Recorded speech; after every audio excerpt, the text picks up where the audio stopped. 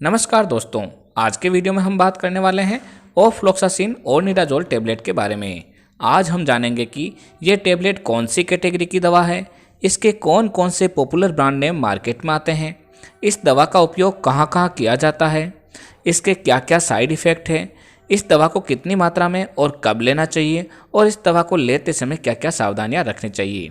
Video को अंत तक देखें जिससे कि आपके सारे कंसेप्ट क्लियर हो सके। अगर आप चैनल पर पहली बार आए हैं तो चैनल को सब्सक्राइब कर बेल आइकन अवश्य दबाएं, जिससे नई नई जानकारी आपको हमेशा मिलती रहे। तो चलिए बिना किसी देरी के शुरू करते हैं आज का वीडियो। मैं हूं आपका दोस्त फार्मासिस्ट आरपी और आप देख रहे हैं आपका अपना यूट्यूब चैनल मेडिसिन इन्फो। दोस्तों, ऑफ्लोक्सासिन व ओर्निडाजोल का कॉम्बिनेशन एक प्रकार का एंटीबायोटिक कॉम्बिनेशन है, जिसमें ऑफ्लोक्सासिन 200 mg व ओर्निडाजोल 500 mg रहता है।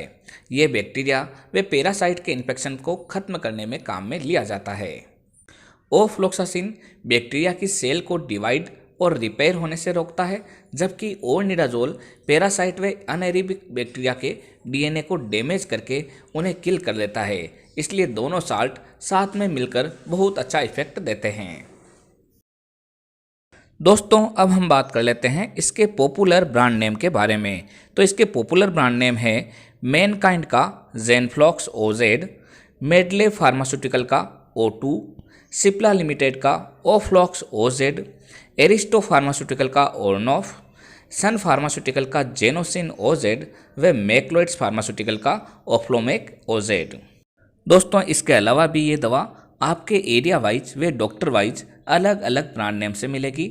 आप इसकी जेनेरिक फॉर्म भी काम में ले सकते हैं। जेनेरिक फॉर्म भी उतनी ही इफेक्टिव है जितने की ब्रांडेड फॉर्म। दोस्तों, अब हम बात कर लेते हैं ऑफ्लोक्सासिन और ओर्निडाजोल टेबलेट के प्रमुख यूजेस के बारे में। तो इसका सबसे पहला और सबसे इम्पोर्टेंट यूज़ है दस्त को रोकने में, यानी कि अगर कोई व्यक्ति को एक्यूट डायरिया हो जाए या फिर डिसेंट्री इन्फेक्शन हो जाए तो व्यक्ति को लूज मोशन होना लग जाता है। तो वहाँ पे जो बैक्टीरियल इन्फेक्शन या फिर प्रोटोजोवल इन्फेक्शन की वजह से अगर लूज मोशन होता है तो उसको रोकने के लिए ऑफ्लोक्सासिन और ओर्निडाजोल टेबलेट डॉक्टर द्वारा प्रेस्क्राइब की जाती है। दोस्तों, इसका दूसरा प्रमुख उपयोग है पाइल्स यानी कि मस्से की तकलीफ में। अगर किसी व्यक्ति को एनएस में इन्फ्लेमेशन हो जाए, स्वेलिंग हो जाए या फिर खून पड़ने जैसी शिकायत होने लगे, यानी कि पाइल्स की प्रॉब्लम हो, तो वहाँ पे भी डॉक्टर द्वारा ऑफ्लोक्सासिन और ओर्निडाजोल टेबलेट को प्रेस्क्राइब किया जाता है। दोस्तों, इसका अगला उपयोग है यूरिनरी ट्रैक्ट इन्फेक्शन में, यानी कि अगर किसी मरीज के पेशाब में जलन हो, पेशाब करते समय दर्द हो रहा हो या फिर पेशाब करने में दिक्कत आ रही हो, तब यह दवा डॉक्टर द्वारा प्रेस्क्राइब की जाती है। दोस्तों, इसका अगला इम्पोर्टेंट यूज है वेजाइनल इन्फेक्शन में। यदि महिलाओं में वेजाइनल इन्फेक्शन हो गया हो जिससे इरेगुलर डिस्चार्ज हो या फिर इचिंग हो रही हो, स्वेलिंग हो, तब भी ये दवा अच्छा फ़ायदा करती है और ये डॉक्टर द्वारा प्रेस्क्राइब की जाती है।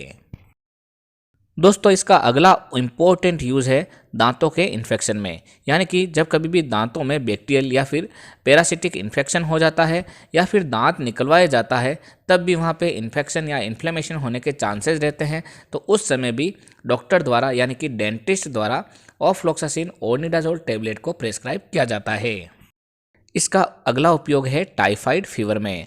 दोस्तों, टाइफाइड फीवर साल्मोनेला टाइफी की वजह से फैलता है और ये दूषित पानी की वजह से फैलता है। अगर किसी व्यक्ति को बुखार के साथ पेट में दर्द रहता है या फिर उल्टी आती है तो वो टाइफाइड फीवर के कुछ लक्षण हो सकते हैं। इसके ट्रीटमेंट में भी डॉक्टर द्वारा ये दवा प्रेस्क्राइब की जाती है। दोस्तों, इसके अलावा इस दवा का उपयोग सेक्सुअली ट्रांसमिटेड डिजीज यानी कि STD में, ईयर इन्फेक्शन में और स्किन इन्फेक्शन में भी किया जाता है। दोस्तों, अब हम बात कर लेते हैं ऑफ्लोक्सासिन और ओर्निडाजोल टेबलेट के साइड इफ़ेक्ट के बारे में। वैसे तो इस दवा से ज़्यादा साइड इफ़ेक्ट नहीं होते हैं, फिर भी किसी किसी मरीजों में ये nausea, vomiting, stomach pain, dryness in mouth, dizziness और हेडेक कर सकती है। दोस्तों, अगर कोई मरीज क्विनोलोन या फिर नाइट्रोइमिडाजोल ड्रिंक से एलर्जिक है तो उन मरीजों में ये स्किन एलर्जी भी करता है, तो ऐसे मरीजों को ये दवा नहीं देनी चाहिए। इसके अलावा दोस्तों, अगर कोई भी साइड इफ़ेक्ट इस दवा को लेते समय दिखाई दे तो तुरंत इस दवा को बंद कर अपने डॉक्टर से सलाह लेनी चाहिए। दोस्तों, अब हम बात कर लेते हैं कि इस दवा को कब और कैसे लेना चाहिए। दोस्तों, अगर हम बात करें एडल्ट डोज के बारे में, तो इसे सुबह व शाम को दिन में 2 बार खाना खाने के बाद दिया जाता है। ये दवा डॉक्टर द्वारा अलग अलग बीमारियों में सामान्यतः 3 से लेकर 14 दिन तक दी जा सकती है। अगर हम बात करें लूज मोशन या फिर टूथ एक की, तो इसे जनरली 3 से 5 दिन तक दिया जाता है। दोस्तों, अब हम बात कर लेते हैं कि इस दवा को लेते समय क्या क्या सावधानियां रखनी चाहिए। दोस्तों, सबसे पहली बात, कभी भी इस दवा को अल्कोहल के साथ नहीं लेना चाहिए, क्योंकि ये डिजीनेस और स्लीपीनेस को बढ़ा देता है। इसके अलावा दोस्तों, कभी भी इसको दूध या फिर दूध से बनी हुई वस्तुओं के साथ नहीं लेना चाहिए। दोस्तों, इस दवा को किडनी पेशेंट या फिर मिर्गी वाले मरीजों को नहीं देना चाहिए। और इसके अलावा दोस्तों, इस दवा को कभी भी प्रेगनेंसी में काम में नहीं लेना चाहिए, क्योंकि इसके अंदर फ्लोरोक्विनोलोन्स डेरिवेटिव ऑफ्लोक्सासिन रहता है, जो कि बच्चे के लिए हानिकारक है। तो दोस्तों, ये थी जानकारी ओफ्लोक्सासिन और ओर्डिनाजोल टेबलेट के बारे में। जब भी कोई दवा लें तो अपने डॉक्टर की सलाह से ही लें। इसी तरीके के वीडियो देखने के लिए हमारे चैनल को सब्सक्राइब कर बेल आइकन अवश्य दबाएं, जिससे नई नई जानकारी आपको सही समय पर मिलती रहे। एक बार फिर मिलते हैं एक नए टॉपिक के साथ, तब तक के लिए धन्यवाद।